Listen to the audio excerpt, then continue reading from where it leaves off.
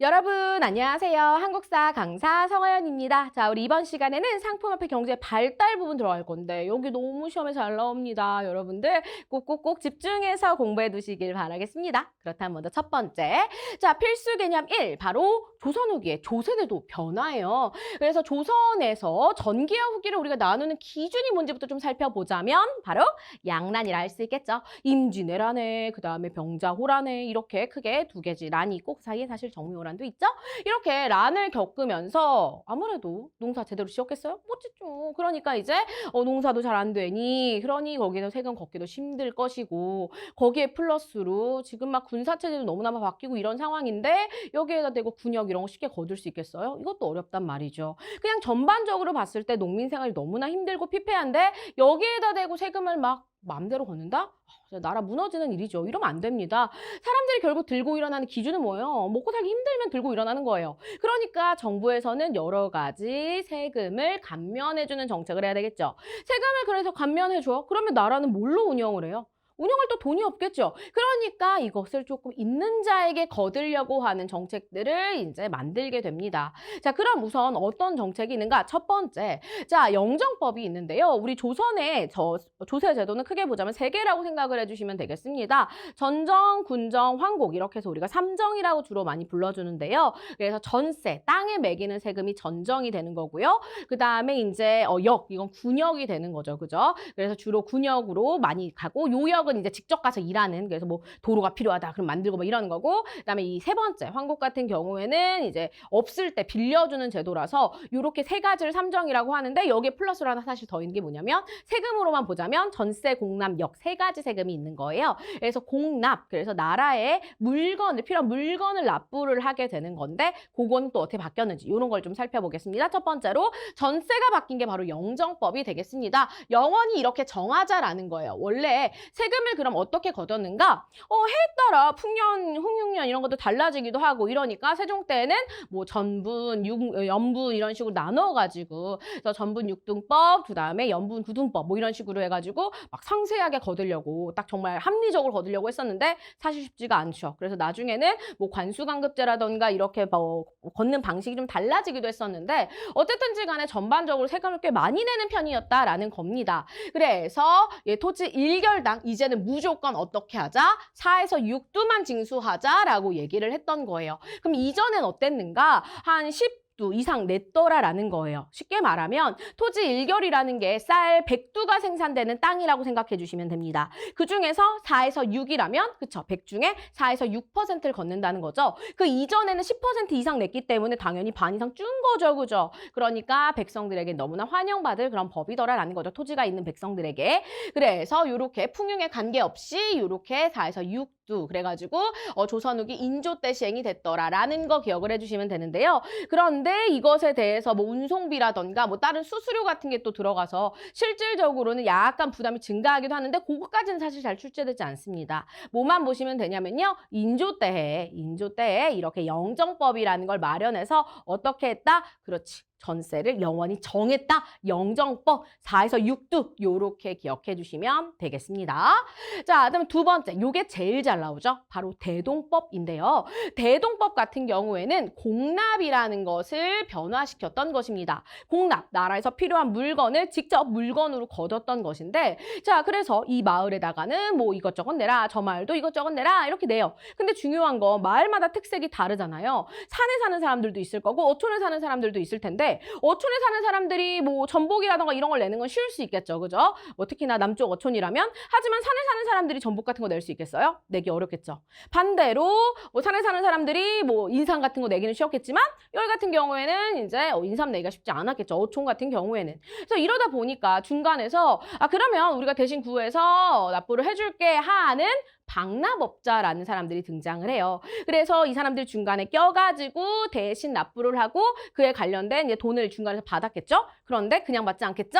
엄청나게 수수료를 이제 이렇게 걷게 됩니다. 그러다 보니까 농민들은 이게 더 부담이 되는 거죠. 그래서 이렇게 가호, 집집마다 부과하는 공납이 너무 농민에게 부담이 되고 또 책정된 현물, 진짜 물건을 구하기도 어려우니까 방납업자가 등장해서 방납의 폐단이 등장하죠. 그래서 이거 어떻게 없애는 게 낫다? 우선은 토지가 있는 사람에게만 거짜로 바뀐 거예요. 우선 토지 없는 농민 완전 나이스. 세금 주는 거죠. 원래는 집집마다 내는 거니까 토지가 없어도 집이 있으면 살아가고 있다면 내야 되는데 그게 아닌 거죠. 토지에 따라 내니까 완전 나이스인 거죠. 그래가지고 이제 조선 후기 광해군 때 처음으로 이제 시범으로 경기도에서만 실시가 돼요.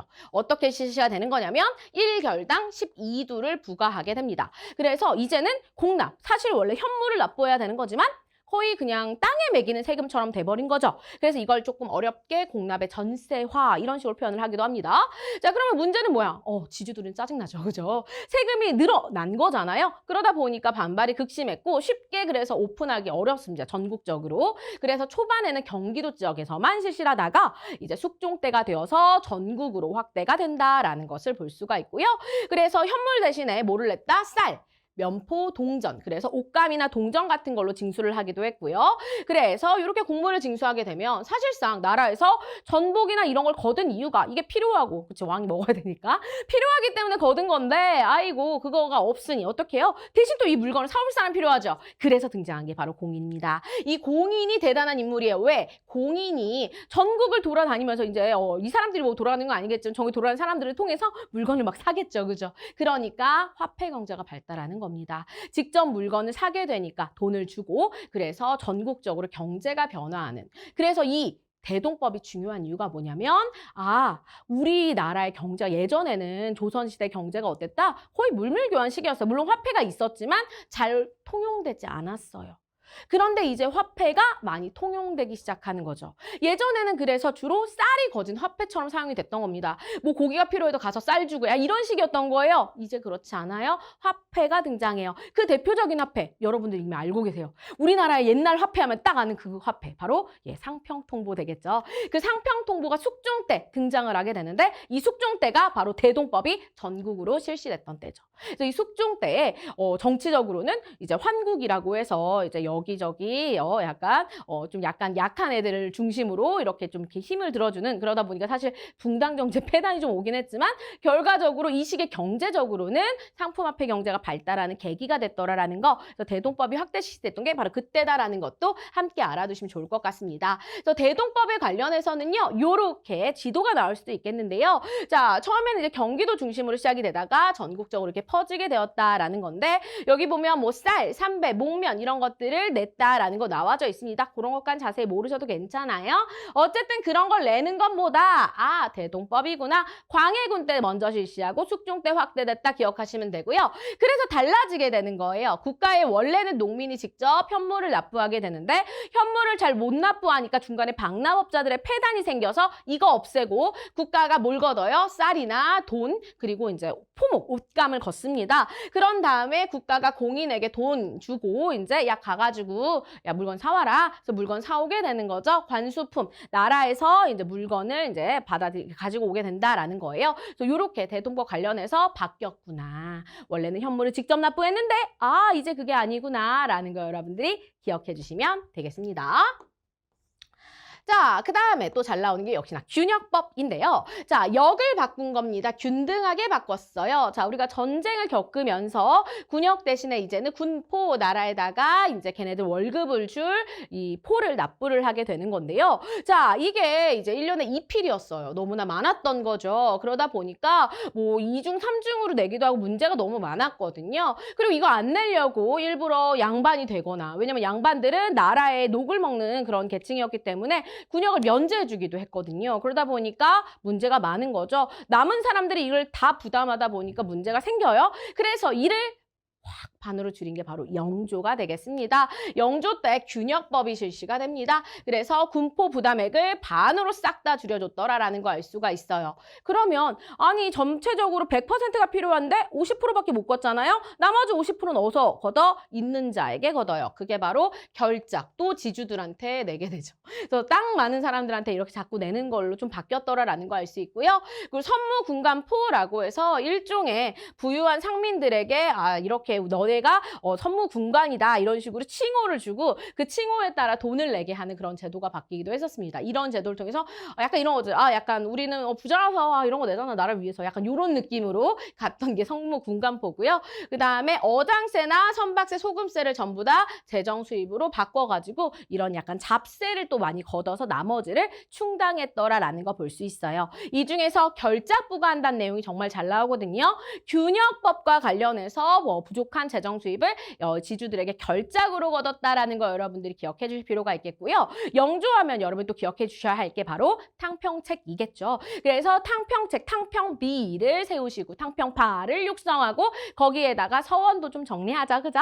그리고 플러스로 균역법 실시해서 민생 안정했다라는 거 너무 중요합니다. 그래서 이 세 가지 조선 후기의 법 바뀐 게 너무 중요해요. 영정법, 대동법, 그다음 균역법 너무나 세 개 다 중요한데 그 중에서도 또 각각이 어느 왕 때인지도 여러분들이 좀 잘 같이 알아두시는 게 좋고 그 왕 때에 어떤 사건이 중요 사건인지도 알아두셔야 되겠죠. 인조 같은 경우에는 이제 정묘호란 일어났던 병자호란 일어났던 왕이고 그다음 광해군 같은 경우에는 어때요? 광해군 때 이제 중리배교 했었던 그거 기억해 주시면 되고요. 그다음에 영조 같은 경우는 균역법과 함께 그렇지요. 그다음 요 탕평책을 기억해 주시면 되겠습니다. 자, 그래서 균역법의 실시 결과 초반에는 너무 좋았어요. 하지만 결과적으로 이제 뭐 군포를 자꾸 더 그래도 회피하려는 사람들도 있었고 결작이 이제 결국에는 소장농에게 떠넘겨지게 되면서 결국에는 또 다른 폐단을 낳게 되었더라. 하지만 뭐 초반에는 실시할 땐 다 좋죠. 원래 처음 모든 정책을 딱 만들 때는 괜찮지만 점점점 살면서 편법 생기고 폐단 생기는 거예요.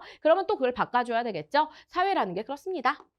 이번에는 필수 개념 두 번째, 조선 후기의 상공업과 농업 같이 한번 좀 살펴보도록 하겠습니다. 요거 너무너무 잘 물어봐요. 조선 후기에 어떻게 경제적인 상황이 달라졌는지에 대해서 연결해서 그래서 진짜 잘 기억해 두셔야 되겠습니다. 자, 이 시기는 상업이 발달했던 시기다. 왜냐하면 우리가 농업, 수공업, 그리고 광업의 생산력이 늘어났기 때문인데 그 중에서도 농업의 발달, 그쵸? 그 모내기법을 하면서부터 먹고 살기 힘드니까 어떻게든 편법 써가지고 하는 거예요. 이렇게 모내기법이 전국으로 확대되면서 먹고 남죠? 어떻게 해야 돼요? 팔아야 되겠죠? 그러면 팔고 나 돈 생겼잖아. 그걸로 치장도 좀 하고 해야 되겠죠. 그러니까 수공업도 발달하고 수공업을 하려면 뭐가 필요해? 그렇지, 광물이 필요하죠. 그러니 광업까지 발달을 하게 되더라라는 것입니다. 거기에다가 대동법을 언제? 바로 광해군 때부터 실시를 하게 되는데요. 그러면서 나라에 직접 원래는 공물을 바쳤지만 이젠 그렇지 않잖아. 어떻게 해야 돼? 공인이 대신 물건을 사다 나르겠죠. 그러한 과정에서 시장이 만들어지게 되더라라는 거 볼 수가 있습니다. 물론 이전에도 있었지만 훨씬 더 성행하고 확대가 되는 거예요. 그리고 또 도시의 사람들도 많이 늘어나게 되면서 이렇게 상업도 발달하고 화폐도 유통이 되더라. 그래서 이 대동법의 실시로 공인이 성장하는 거 너무 중요합니다. 이들 중에서 일부가 특정 물품에 대한 독점권을 확보하면서 도오고 독점적 도매상인 혹은 뭐 상업 자본가, 지금으로 치자면 약간 대기업 같은 걸로 성장을 하게 됩니다. 그래서 여기 이제 조선 후기에 가장 대표적인 상인들이 나와져 있습니다. 의주의 만상, 평양의 유상, 개성의 송상, 한성의 경강상인, 그다음 동네의 내상 이런 식으로 있어요. 그래서 요 위치까지 물어보는 것까지는 잘 나오진 않는데 그냥 요거 봤을 때 조선 후기구나라는 건 여러분이 아셔야 돼요. 그리고 정말 힌트로 많이 주는 게 사실은 뭐냐면 화폐가 진짜 잘 나오는데 여기 상평통보 나와져 있죠. 너무 중요하더라라는 것입니다. 요 상평통보 보여주면서 다음의 화폐가 뭐 널리 성행하던 때에 대한 설명으로 하면서 방금 얘기했던 상인들을 물어볼 수도 있는 거죠. 그래서 조선 후기 사상이라고도 얘기를 합니다. 사상은 이제 개인적인 상인들 말하는 건데요. 경강상인, 송상, 만상, 유상, 내상 얘기했더라라는 거 기억해 주시면 되겠고요. 그리고 또 이렇게 상인들이 크게 성장할 수 있었던 게 바로 금난정권을 폐지한 신해통공 때부터입니다. 언제예요? 정조 때죠. 그래서 정조의 신해통공 진짜 너무 많이 물어봐. 우리 친구들 꼭 기억해 주셔야 됩니다. 정조, 영조는 진짜 거의 뭐 1년에 여러 시험이 있다면 모평이나 합평이 꼭 한 번씩 나오고 거기 안 나왔어? 그러면 우리 수능에 나올 수 있는 겁니다. 따라서 꼭 기억해 두실 필요가 있겠더라라는 것이고요. 자, 그러면서 상업이 발달하는데 초반에 발달했던 건 포구. 왜냐면 이렇게 물건 나르면서부터 발달을 하게 되는 겁니다. 그래서 선박에서 하는 선상도 있었고요. 그리고 그 주변에 객주랑 여각이라는 지금으로 치면 이제 여관 같은 그런 숙박업 같은 거예요. 그래서 뭐 물건을 보관해주기도 하고요. 숙박이나 돈을 빌려주기도 하고 운송 이런 것들을 좀 전반적으로 담당했더라라는 걸 알 수가 있겠습니다. 그러면서 이제 이들이 곳곳에 장시가 연결이 되게 되는데 보통 5일마다 열려서 우리가 5일장이라고도 불러주고요. 이걸 연결해주는 네트워크의 역할이 바로 보부상이 되겠습니다. 그래서 보부상 그림 보여주면서 요 시기, 요런 사람이 활약하던 시기 또 해서 요거 물어봅니다.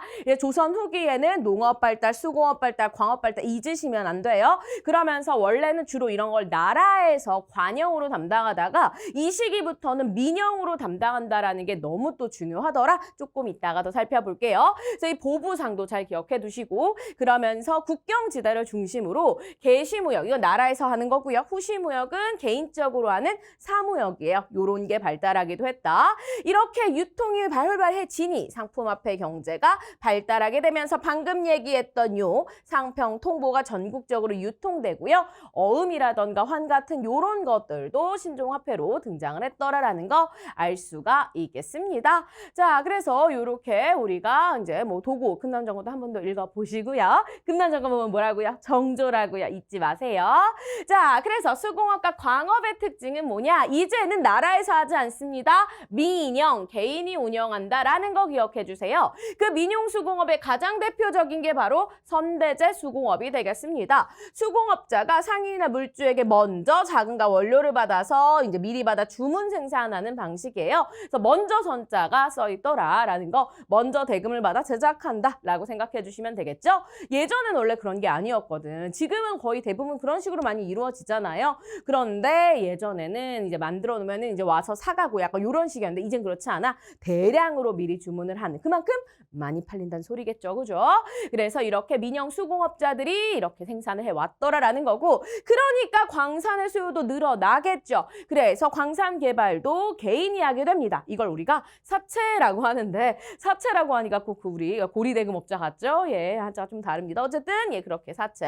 그다음에 잠채, 몰래 하는 잠채도 성행을 하고요. 자, 그리고 또 특히나 청과의 무역이 늘어나니 청나라가 화폐로 은을 쓰다 보니 우리도 은을 많이 캐야 했던 거죠. 그래서 광산 경영을 많이 하게 되는데 전문가들이 등장합니다. 아무래도 그거 파내고 뭐 정제하고 쉽지 않았겠죠. 그러다 보니까 덕대 기억해 주세요. 이 사람들이 이제 광산을 경영하는 전문 경영인이 되겠습니다. 이들이 노동자를 고용하고 분업을 해서 이렇게 광산을 운영했더라. 그래서 조선 후기에 좀 키포인트들이 뭐가 있었어요? 공인 잊으시면 안 되겠죠. 그죠? 모내기법도 잊으시면 안 됩니다. 거기에다가 사상들, 도고들 기억해 두시고요.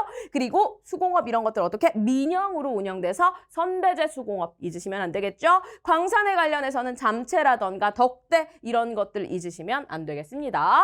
자, 그래서 이런 것들의 발달의 배경이 됐던 게 바로 뭐다? 그게 바로 농업이더라라는 거 잊으시면 안 되겠습니다. 조선 후기에 뭐 때문에? 그렇지, 바로 모내기법인 이양법이 전국적으로 확대되면서 조선 초에는 사실 이걸 좀 반대했어요. 왜냐하면 혹시나 그렇지 뭐가 될 수 있어? 맞아요. 이거 잘못하면 흉년 날 수 있어요. 그래서 반대를 했는데 이젠 그렇지 않더라. 전국적으로 확대됐더라. 기억해 주시면 되겠고요. 이렇게 점점 확대되고 벼랑, 보리의 이모작이 가능해집니다. 왜? 따로 모판에다가 심어서 나중에 다시 심으니까 모내기를 하게 되니까 노는 동안 보리도 농사를 지을 수 있으니 생산량 늘어날 수밖에 없겠죠. 그러다 보니까 일부가 광작을 실시할 수 있게 되고요. 그러면서 이양법에는 물이 많이 필요했기 때문에 저수지라든가 이런 시설들을 만드는 노력들도 많이 하게 됩니다. 또한 이제는 그냥 먹고 사는 쌀만 하는 것이 아니라 갖다 팔기 외에 상업도 발달을 하니까 그렇게 상품 작물, 인삼이라던가 담배 같은 거 이런 것들을 재배를 하기도 하고요. 그러면서 지대납부 방식도 많이 변화를 해요. 그래서 타조법에서 도조법으로 바뀌었다. 예전에는 비율로 이렇게 나눠 갖는 그런 방식이었다면 이젠 그렇지 않습니다. 일정한 것만큼 딱 정해서 그것만 내는 거야. 그러니까 내가 평소보다 더 많이 생산하면 딱 그만큼만 내고 더 생산되는 건 내 거잖아. 얼마나 더 열심히 하겠어요? 근데 사실 이 표현은 요새는 시험엔 잘 나오지는 않습니다. 그래도 알아두시는 것이 좋겠죠. 그래서 이렇게 우리가 여러 가지 상업의 발달, 농업의 발달에서부터 상업의 발달, 수공업의 발달, 광업의 발달 다 연결되는구나라는 거 여러분들이 기억해 주셔야 되시겠습니다. 자, 그럼 필수 개념 3으로 가볼까요? 이 시기 새롭게 등장한 학문 실학 되겠습니다. 조선의 메인 학문은 뭐예요? 성리학. 자, 근데 이 성리학은요, 실질적으로 크게 도움이 되지 못하는 부분들이 너무나 많았더라라는 겁니다. 그래서 지금 당장 필요한 건 뭐예요? 토지가 없는 농민들, 먹고 살기 힘든 이런 애들, 그리고 상업이 발달한 이런 시점에 성리학 주장하는 거 옳지 않다. 우리는 좀 더 실용적인 실사구시의 학문을 펼치겠다가 됐던 것입니다. 그래서 농업 중심의 개혁론과 그 다음 상공업 중심의 개혁론들이 등장을 하게 되죠. 그래서 뭐 경세치용학파, 뭐 유용수행학파 이렇게도 부르는데 요새에서는 이러한 용어는 잘 나오진 않습니다. 자, 그러면 우선 농민 생활을 주장했던 얘네들은 뭘 얘기하겠어요? 공통점, 토지제도의 개혁을 주장했던 인물들입니다. 즉, 자기 땅을 가지고 자기가 농사를 짓는 사람을 만들어야 나라가 안정된다라는 소리죠. 그럼 그거 어떻게 나눠줄 건데? 그 얘기를 했던 유영어는 뭐라고 하냐면, 자, 균전론이다. 균등하게 나눠주자라는 거예요. 그런데 약간 그래도 이 사람들이 실학자긴 해도 원래는 사실 다 성리학 공부하다가 이렇게 틀어진 거거든요. 그러다 보니까 이 사람은 좀 신분제에 대해서 얘기를 합니다. 그래서 신분제에 따라서 나눠주자. 양반은 얼마, 농민은 얼마 이런 식으로 얘기를 합니다. 그리고 또 전반적인 양반의 문벌제도나 과거제나 노비제 이런 것들도 좀 이제 개혁을 하자라는 건데 없애자는 건 아니에요. 그래서 약간 변화시키자. 왜냐하면 사실 이 실학자들이 대부분 정계에서 밀려난 사람들이었습니다. 이 시기가 무슨 시기였기 때문에? 풍당 정치 시기였기 때문에 풍당 정치에서 내가 이제 장악하지 못해서 결국에는 지방으로 와서 연구를 하다가 이런 게 필요하다 생각을 했던 거죠. 그래서 이들의 사항에서는 이렇게 문벌을 좀 폐지하자 이런 내용도 나오는 것이고요. 그다음에 뭐 중요하진 않습니다. 그냥 이렇게 제일 중요한 건 균전론. 그다음 이익입니다. 이익은 뭐라고 얘기하냐면 최소한의 이익을 위해서 최소한으로 팔 수 없는 땅을 만들자. 이게 바로 한전론이에요. 그래서 뭐 하자? 파는 것을 제한하는 영업전이라는 걸 두자. 이건 절대 못 파는 거죠. 나머지는 뭐 팔 수도 있어. 요거는 최소한으로 남겨서 최소한을 먹고 살 수는 해야 돼 라고 얘기를 했던 거고요. 그러면서 요거 말고도 이 시기에 여러 가지 폐단들도 주장했던 거고 그리고 실증적이고 비판적인 역사도 쓰시고요. 서양 천문학도 연구할 그냥 되게 똑똑하신 분입니다. 그래서 이게 성우사설책이 되게 생각외로 잘 나오거든요. 백과사전을 쓰신 분이에요. 얼마나 똑똑했는지 아시겠죠? 그래서 이익이라는 인물이 나오면 한전론 이렇게 가주시면 되겠고요. 그 다음에 이제 정약용, 역시나 시험에서 1, 2, 3라고 한다면 이 3인 정약용이 사실 제일 잘 나오죠. 정약용은 뭐라고 얘기를 하냐면 여전론이라고 해요. 그래서 마을 단위를 기준으로 토지를 공동으로 소유하고 공동으로 분배하자. 약간 공산주의 느낌 나죠, 그죠? 하지만 완전 뭐 이 시기에 공산주의 들어와서 그런 건 아니고 이런 얘기를 했던 겁니다. 다 같이 좀 잘 살자 이런 걸 좀 얘기를 했던 분이에요. 그리고 여전론을 이제 실행하는 방식으로 정전제를 주장하는데 땅을 이렇게 9개로 나눕니다. 그래서 이걸 8가구에 나눠줘요. 8가구에 나눠주면 아이고 하나가 남겠죠. 그죠? 요거를 공동으로 소유하고 경작해서 나눠 갖자라는 것입니다. 그래서 각자의 땅 각자가 알아서 같이 나온 것은 같이 나눠서 이렇게 얘기를 했던 것이고 실제로 이뤄지기 너무 어렵겠죠. 땅이 저렇게 다 네모 반듯하지도 않고 그죠? 쉽지 않습니다. 자, 그다음에 목민심서 너무 유명하죠. 수령들이 해야 될 일들 적은 거고요. 그다음에 경세유표에서 이 정전제를 얘기했던 것이고 아방강역고 뭐 종두설 등등이 있는데 요네들은 잘 안 나오고 목민심서 가 가장 잘 나오고요. 그 다음 경세유표 있습니다. 그래서 정약용이라는 학자는 초반에는 이제 중심에서 잘 활동을 하다가 결국에 유배를 가서 거기서 책을 너무 미친 듯이 쓰신 분이고 정말 모든 분야에서 활약을 해요. 모르는 게 없는 사람이에요. 정말 너무 똑똑하신 그런 분이기 때문에 이 정약용만 묻는 것도 너무 잘 나오는데 이 정약용의 베프가 바로 원래 누구였다? 정조였다. 기억해 주셔야 돼요. 그래서 정조 때 이제 수원화성 건설할 때 정약용이 너무 똑똑해서 이거 빨리 할 수 있는 방법이 있다. 뭘 만들면 돼? 거중기를 만들면 된다. 그래가지고 공사 시간뿐만 아니라 금액도 많이 단축을 했던 게 바로 정약용입니다. 대단하신 분이죠. 하지만 나중에 이제 이 정약용 집안 자체가 좀 약간 천주교와 관련이 있어서 이제 그렇게 박해를 받으면서 이제 문제가 좀 생겼던 건데 어쨌든 간에 대단하신 분이다라는 거 기억해 두실 필요가 있겠습니다. 그래서 여기 보면 균전론부터 정전대까지 설명 다 나와져 있죠. 한 번 더 읽어보시길 바라겠고요. 자, 그러면 이제 상공업 중심으로 가볼까요? 자, 이제는 뭐가 중심이다? 농업보다는 상공업을 중시해야 된다. 우리 조선은 그동안 어땠다? 성리학 때문에 사, 농, 공, 상, 선비장, 그다음에 이제 농업장, 그다음에 공인 물건 만드는 사람, 아우, 상원을 가장 천시했어. 왜? 아, 너네는 할 줄 아는 것도 없는데, 아우, 입만 털어가지고 돈 버는 거 아니냐가 됐던 거죠. 그래서 이렇게 뭔가 실제 노동을 하지 않는 이런 사람들에 대한 그런 약간의 천시가 있었기 때문에 우리가 상원이 발전하지 못해서 경제 발달이 이루어지지 못하니까 문제가 많다. 여기 지방에서는 없어, 뭐 남아 도는 것들이 저쪽에는 이제 없어가지고 너무 비싸게 팔리기도 하고 문제가 많다는 거예요. 그래서 우리가 어떻게 해야 된다? 상업이 발달해야 된다라고 얘기를 했던 거죠. 그 첫 번째 인물이 바로 유수원 되겠습니다. 우선 산업공상이 평등적으로 돼야 되고 상공업을 진흥시켜야 된다라고 얘기를 했던 사람이고요. 그다음에 홍대용 잘 나오죠. 이 사람은 이제 지전설을 주장하고 혼천이를 제작했던, 그래서 과학기술에도 관련이 많았던 사람입니다. 우리가 상공업이잖아요. 상업만이 아니라 공업도 발달인데 공업은 결국 기술을 말하는 거죠. 그러기 위해서 이런 것들을 이제 발전시켜야 된다라는 거예요. 그다음에 정말 잘 나온 인물은 투 박씨죠. 그죠? 넘버 원은 박지원, 넘버 투 박자가 있는데요. 박지원 같은 경우에는 이제 화폐가 유통돼야 된다라는 거. 수레랑 선박이 잘 왔다 갔다 해야 물건이 왔다 갔다 가능하다. 거기에 플러스로 양반을 비판하기도 하고요. 청나라에 갔다 왔다 열하일기를 저술하기도 하죠. 관련된 거 보여주면서 이런 게 나오던 시기는 하면서 조선 후기 통틀어서 잘 물어봐요. 그래서 지금 오늘 우리가 이번 시간에 배우는 것들이 다 조선 후기거든요. 잘 알아두실 필요 있겠고. 자, 그다음에 중상화파 박제가 같은 경우에는 절약보다 소비를 강조한다. 써야 된다라는 거예요. 다른 말로 이걸 우물론이라고도 하는데요. 우물을 파면 팔수록 우물이 나오듯이 안 파면 우물이 말라요. 그래서 소비를 해야 된다. 우리가 소비를 해야지 기술이 발달할 것이고 이래서 결국에 경제가 돈다고 얘기를 했던 사람입니다. 자, 그다음에 수레랑 선박 마찬가지로 이용 강조하고 이쪽도 청나라 갔다 와서 북하기, 북쪽을 배우자라고 얘기를 하죠. 청나라는 이미 너무나 문물이 발달했다. 우리 너무 부럽다 얘기하고 있었던 게 바로 이때다라는 거 기억해 주시면 됩니다. 그래서 이렇게 각각의 이런 여러 가지 학파들이 있는데 이분들의 이름에 조금 약간 공통점이 있어요. 어떤 공통점이 있냐면 자, 중농학파, 그래서 농업의 개혁을 주장했던 분들은 이름에 다 이응자가 다 들어가요.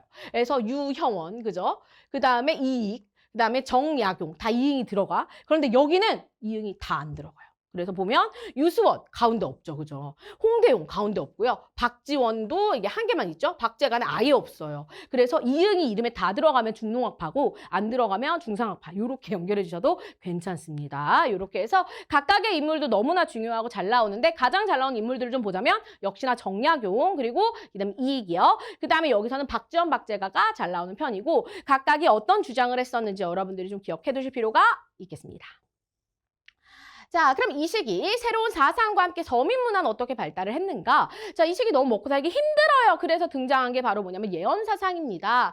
조선 말에는 농민들의 생활이 너무나 어려웠습니다. 이유가 뭐냐면 바로 세도정치에서부터 파생이 되는 건데요. 세도정치에서 이제 탐관오리들이 너무나 많이 육성이 되죠. 그래서 이 탐관오리들의 횡포 때문에 삼정의 문란과 재난, 질병 이런 것들까지 정말 엎친 데 덮치는 거죠. 그래서 이렇게 서양 뭐 새로운 막 그런 배도 들어오고 너무나 먹고 살기 힘드니까 초반에는 먹고 살기 힘들다 막 해서 막 붙이고 다녀요. 벽서 혹은 괴서. 그랬는데 나중에는 아예 세금을 안 내는 이런 좀 더 적극적인 병항으로 바뀌기도 하죠. 그래서 이 시기에 좀 새로운 사상이 오길 바라면서 예언설들이 주장하는데요. 첫 번째가 도참설. 그래서 왕조가 바뀔 것이다.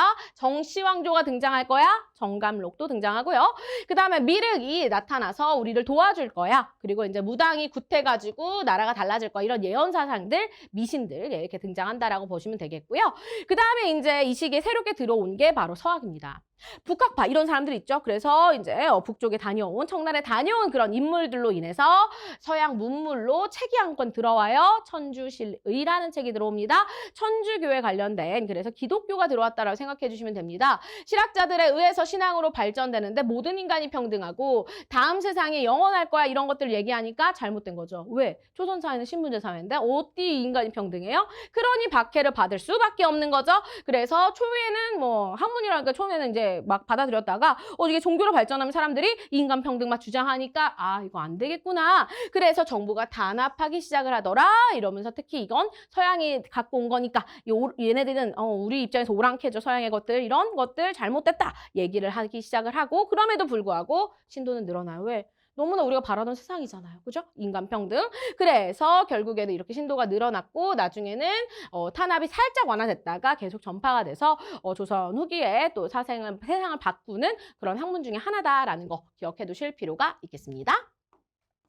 자, 그리고 진짜 중요한 건 그래서 천주교가 박해됐는데 그 대표적으로 신유박해 잘 기억해 두실 필요가 있겠고요. 그다음에 이제 뭐 정조 때도 신의 박해라고 있기는 해요. 잘 나오진 않습니다. 제일 중요한 건 이제 신유박해 때 이제 천주교가 많이 이제 탄압이 됐는데 사실 이게 왜 그러냐면 당시 노론의 이제 약간 온건파인 이제 시파 세력이라고 있는데 걔네들을 조금 이제 죽이기 위해서 걔네들이 대부분 이걸 믿고 있으니까 일부러 그래서 이 과정에서 사실 정약용네 집안도 같이 이렇게 무너지게 되는 그런 계기가 되거든요. 근데 중요하진 않습니다. 그냥 천주 박해의 대표적인 사건이다. 신유 박해. 그리고 하나 더 있죠. 병인 박해. 나중에 흥선대원군이 집권했던 시기에 병인 박해 일어나면서 병인 양요 일어나고 나중에 통상수교 거부로 이어지는 그 박해. 어쩌고 박해가 나오면 그냥 천주교 박해라고 생각해 주시면 돼요. 오케이.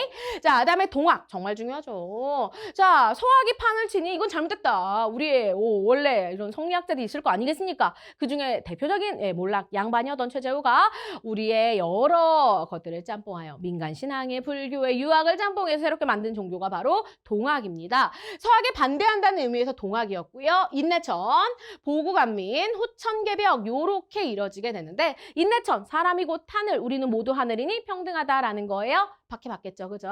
그다음에 보구간민 나라를 보호하고 백성을 편안하게 하자. 자, 후천개벽 다음 세상 열릴 거야. 그러니까 지금 이 세상 힘든 세상 끝날 거야? 라고 얘기를 하니 당연히 정부에서 볼 때는 사악한 사회에 해를 끼치는 종교겠죠. 그래서 포교를 금지해서 최재우가 사용됩니다. 나중에 그래서 이런 최재우의 억울한 이런 것들을 돌려주세요. 막 이래가지고 결국에는 이제 교조신원운동 이런 것들 일어나고 이런 것들을 바탕으로 나중에 동학 농민운동까지로 발전을 하게 됩니다. 그래서 이 동학도 너무나 중요한 종교 중에 하나인 게 조선 말에 이렇게 등장해서 특히 일제강점기에는 나중에 천도교로 이름 바꾸면서 우리 여러 독립운동을 이끄셨던 그런 종교이기도 하거든요. 매우 중요하다라고 할 수 있겠습니다. 그래서 이런 뭐 진산사건이나 이런 것들 뭐 정확한 명칭은 잘 모르셔도 괜찮습니다. 전반적으로 서학과 동학의 상황이 어떻게 다른지 그렇게 기억해 두실 필요가 있겠습니다. 큰 차이 중에 하나는 제사입니다.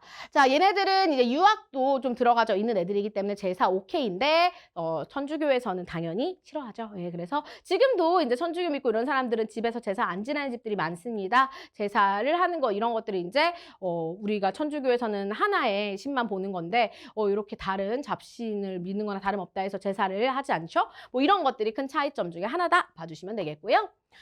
자, 그리고 이제 조선 후기에 초반에는 경제적으로 되게 괜찮거든요. 그래서 서민 문화도 같이 발달을 하게 됩니다. 그래서 자, 서민의 사회 경제적 지위가 향상이 되면서 교육도 늘어나고 서민들이 문화의 주체, 문화를 발전시키는 중심이 됐다라는 거예요.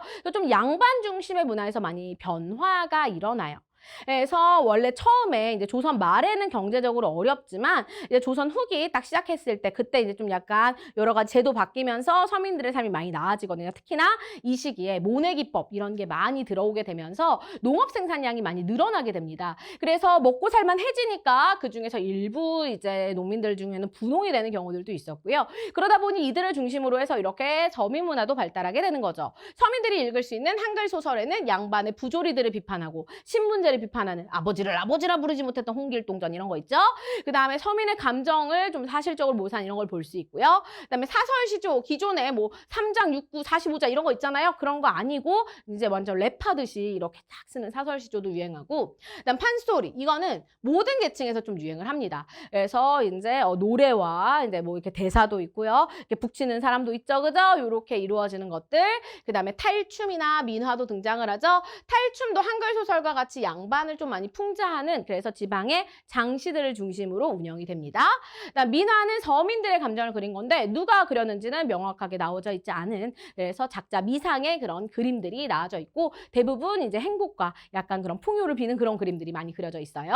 자, 그래서 이 시기에 문학과 예술의 발달 보시면 우선 첫 번째 한문학도 새롭게 발전하는데 박지원이 대표적인 인물이죠. 그래서 박지원은 그래도 양반이니까 그래도 이 사람은 이렇게 해서 한문으로 된 소설들을 쓰는데 내용은 사실 양반을 비판하고 그리고 상공업이 발달을 바라는 허생전 이런 것들을 적더라라는 걸 알 수가 있고요. 그다음에 조선 후기의 그림으로는 서민들의 모습을 그린 풍속화 있는데 서민이 그린 건 아니에요. 서민들의 모습을 그린 거예요. 그래서 너무 유명한 씨름과 단오풍정 나와져 있고요. 요거 보여주면서 조선 후기 전반적인 걸 막 물어봐요. 그러면 영정법도 나와야 되고 균형법도 나와야 되고 광해군의 대동법도 나와야 되고요. 모내기법 하면서 뭐 이 시기에 뭐 실학 이런 거 다 같은 시기다. 그래서 조선 전기와 후기를 좀 나눠주실 필요가 있겠습니다. 그래서 좀 약간의 뭐 전기에 뭐 관련한 뭐 제도들이 나온다던가 뭐 직전법 막 이런 거 있잖아요. 그런 게 나온다던가 혹은 뭐 조선 전기 그림으로 뭐 목유도원도 막 이런 거 보여주기도 하니까 이렇게 전기와 후기를 좀 잘 구분해 두실 필요가 있겠고요. 그다음에 요게 이제 조선 후기의 대표적인 민화인데 호랭이를 그렸습니다. 이 호랭이가 악귀를 쫓는다라고 알려져 있죠. 그리고 이제 여기 까치도 그려져 있는데 좋은 소식을 가져다 주는 그래서 당시 서민들의 그런 희망을 담고 있다라는 거 볼 수가 있겠죠. 자, 그렇다면 우리 관련해서 자료 한번 볼까요? 전부 다 조선 후기에 관련된 내용들입니다. 영정법 나와져 있죠. 그래서 이제는 일결에 전세 4도를 징수한다. 영원히 정했습니다. 그다음 박납의 폐단 나오죠. 뭐랑 관련이 있어요? 광해군이 대동법하는 것과 관련이 있겠죠. 박납인들이 여러 가지로 농간을 부려 좋은 것도 불합격해서 바칠 수가 없고 지들이 하는 것만 내야 된대. 너무 비싸게 해야 된다라는 거죠. 백성의 피땀을 짰다라는 거고요. 그다음에 군역의 폐단 나와져 있습니다. 그래서 뭐 하는 거예요? 영조 때 이렇게 백골징포, 황구첨정의 폐단이 생겼다. 백골징포는 원래 이 군역이라는 게 16세에서 60세 양인 남자만 내는 건데 60세 이상 죽은 사람한테도 내게 했다. 그래서 백골징포고요. 황구첨정 이건 어린이를 말하는데 어린이들이 이제 모유를 먹잖아요. 그래가지고 이제 입이 누렇다 이렇게 표현을 해요. 그래서 황구첨정 어린이들한테도 내게 했다라는 거죠. 그래서 이러한 폐단이 생겨나니 없애야 된다. 1년에 1필만 이렇게 가는 겁니다. 자, 그다음에 도고 나오죠. 도고는 이제 아주 큰 상인들을 말해요. 그래서 서생이 과실을 몽땅 사들이자 온 나라가 잔치나 제사를 이루지 못하였다. 그런지 얼마 아니 되어서 2배 값을 받은 장사들이 도리어 10배의 값을 치렀다라고 나오죠. 그래서 허생이 매점매석하는 내용 나와져 있습니다. 그래서 독점적 도매상인이라고 하는데요. 도고를. 이러한 도고들이 등장하던 시기. 그래서 상공업이 막 발달하던 시기가 언제다? 조선 후기다라는 거죠. 그죠? 자, 그다음에 이제 광업의 발달도 나오죠. 이 시기에는 이제 광업도 같이 발달을 하게 됩니다. 농업의 발달, 수공업의 발달, 그다음에 이런 식으로 이제 상업의 발달 다 같이 이루어지게 되는데요. 물건을 만들려면 당연히 광업이 필요하겠죠. 그래서 이렇게 금혈을 파서 광꾼들이 모여들었다라는 내용들 나오고 그러면서 이 시기에 새롭게 등장한 게 이제 광업을 이제 독점적으로 운영하는 이제 덕대라는 인물이 등장을 하기도 합니다. 덕대. 자, 그다음에 이제 이양법 나오죠. 이양법이 바로 모내기법인데요. 이 시기 서민들이 살 수 있었던 건, 먹고 살기 좋아졌던 건 바로 모내기 덕분입니다. 직파법보다 노동력이 절약이 되고 더 많이 생산할 수 있게 되었기 때문에 경제적으로 상황이 나아지고 농업의 발달이 결국에는 상업의 발달과 공업의 발달 이렇게 가지고 오는구나라는 거 알 수 있고 서민 생활이 향상된다라는 거 볼 수 있습니다. 자, 그리고 나서 이게 한전론 나오죠. 이익 같은 경우에는 토지를 영업전으로 두고 뭐 하게 해야 된다? 못 팔게 해야 된다. 라고 얘기를 하고 있지요. 그래야 농민들이 먹고 산다라는 것이고요. 그다음 정약용의 여전론은 남는 땅을 같이 뭐 해야 된다? 공동으로 같이 다스리고 공사짓게 하면 된다라는 내용 나오고요. 박지원은 뭐라고 얘기를 했었냐면 우리가 청나라를 배워야 돼요. 북학파가 되는 거겠죠. 그죠? 그래서 청에 있는 것들 이렇게 배워서 중국에는 볼 것도 없어 라고 말할 정도가 돼야 된대요. 자, 그다음 박제가의 우물론 아까 얘기했었는데 소비가 더 중요하다. 재물은 비유하건대 샘과 같은 것이라 퍼내면 차고 버리면 마르니까 비단 옷을 안 입어? 그럼 비단 자를 사람이 없어. 여공이 쇠퇴. 쭈그러진 지그릇을 싫어하지 않고 기교를 숭상하지 않으면 공장이 망하는 거야. 이러면서 우리가 소비를 해야 된다라고 얘기를 해요. 자, 그리고 조선 말에 등장한 제사에 대한 천주교의 입장 나오죠? 천주교는 제사를 지내지 않습니다. 돌아가신 부모님 이런 것들 뭐 이런 것들 중요하지 않다. 살아있는 동안에도 영혼은 밥을 받아 먹을 수 없거든. 죽은 뒤에 어떻게 영혼이 그런 걸 하겠냐? 그만은 받아. 제사 노노노 얘기하고요. 그다음에 동학 나오죠? 사람이 곧 하늘이라 그러므로 사람은 평등하다. 이러니까 당연히 인간 평등 사상 때문에 박해 맞겠죠. 자, 그다음에 동학의 전파. 그럼에도 불구하고 전파가 됩니다. 그죠? 자, 이 동학의 믿음이 너무 심해서 산골의 어린아이까지도 이런 걸 외웠대요. 자, 그다음에 한글 소설 내용 나오죠. 아버지를 아버지라 부르지 못하고 형을 형이라 못 부르는 불쌍한 서울에 대해서 얘기를 하고 있죠. 그래서 신분제 이런 문제점에 대해서 홍길동 얘기하는 거 나와져 있고요. 그다음에 여기 박지원의 양반사의 비판도 나와져 있습니다. 그의 아내가 비난하였다. 평생 독서만 좋아했으나 현청의 황곡에는 아무 소용이 없구려. 양반이나 한 푼 어치도 못 된다오. 그러니까 양반이 지금 너무 분화되면서 잔반들도 생기고 막 이런 것들에 대해서 지금 얘기를 하고 있는 거죠. 그래서 양반이 뭐 그렇게 다 잘난 것도 아니고 참 어쩌고저쩌고 이런 것들 얘기하고 있습니다. 자, 그렇다면 우리 관련된 내용 같이 개념 확인해보면서 정리해보도록 할게요. 첫 번째. 자, 인조는 국가재정 확충을 위해 풍흉에 관계없이 1결당 4에서 6두를 징수합니다. 영정법이 되겠고요. 자, 두 번째. 대동법의 실시 이후 뭐가 등장을 하게 된다? 공인이 등장을 하죠. 그래서 관청에 물품을 조달해요. 자, 영조는 균형법 시행으로 발생한 군포 구족분을 채우기 위해서 토지 1견당 2두를 징수하는 결작을 시행하고요. 자, 대동법은 현물 대신 쌀, 면포, 동전을 징수해서 공납의 폐단을 시정하고자 했던 거고 초반에 광해군 때 경기도에서만, 숙종 때 전국으로. 자, 조선 후기에 근난 정권이 철폐되면서 이제 등장을 했던 게 사상이 되겠습니다. 그러면서 지방 장시가 활발해짐에 따라서 이제 보부상들도 크게 함께 성장을 하게 됩니다. 요거는 이제 경제 발달과 관련된 부분인데요. 근난 정권 같은 경우에는 이제 정조 때 있었던 일이죠. 그래서 정조 때 금난 정권이 폐지가 되면서 자유롭게 사상들이 발달을 해요. 개인 상인들 그러면서 이제 보부상 그 장시와 장시를 연결해주는 보찜 장수 우리가 흔히 장돌뱅이라고 많이 얘기하죠. 그런 사람들이 등장을 하게 됩니다. 그래서 보부상 그림을 보여주면서 조선 후기 경제 이런 거 물어볼 수도 있어요.